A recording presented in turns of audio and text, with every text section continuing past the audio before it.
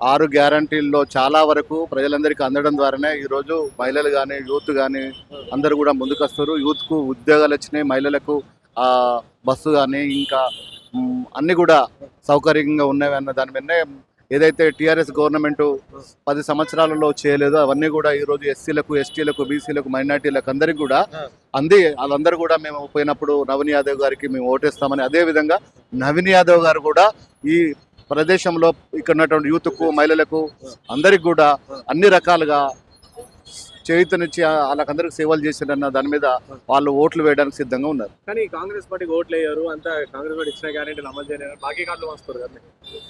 అది వాళ్ళు అంటారు, ప్రజలకు తెలుసు కదా. ఇప్పుడు మహిళలు ఇక్కడికి వెళ్ళి వేరే వేరే విలేజ్కి కానీ, వేరే షాపింగ్ మాల్స్కి కానీ, వేరే ఎక్కడెక్కడన్నా ఉద్యోగం చేసే వారికి కానీ, పేద వర్గాలకు ఉన్నటువంటి ఇక్కడ స్లమ్ ఏరియాలో ఉన్నటువంటి అందరు కూడా ఎస్సీలు, ఎస్టీలు, బీసీలు అంతా కూడా, మైనార్టీలు అంతా కూడా, మహిళలంతా కూడా ఈరోజు ఒక్కొక్క ఇంటికి 4,000 రూపాయల దానిక సేవ్ అవుతుంది మహిళలందరికీ. ఎందుకు ఓట్లు వేస్తానికి సిద్ధంగా ఉన్నారు. చాలా మందికి 60,000 మంది దానిక ఉద్యోగాలు ఇవ్వడం జరిగింది.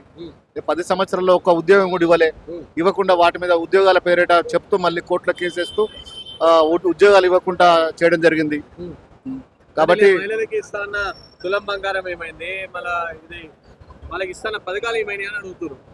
మహిళలకు ఇప్పుడు గవర్నమెంట్, కేసీఆర్ గవర్నమెంట్ కోట్ల రూపాయలు తీసుకొని వాళ్ళు అవి ఇప్పుడు వాటికి సంబంధించినటువంటి దాన్ని పూడ్చడానికి ప్రయత్నం చేస్తుంది. తప్పకుండా ఈ 5 సంవత్సరాల లోపల ఏదైతే 6 గ్యారెంటీలు ఉన్నాయో ఇప్పటి వరకు చేసినవి ఉన్నవి ఏమున్నది, బస్సు ఫ్రీగా పెట్టారు, కరెంటు ఫ్రీగా పెట్టారు, గ్యాస్ 500లకే ఇస్తున్నారు.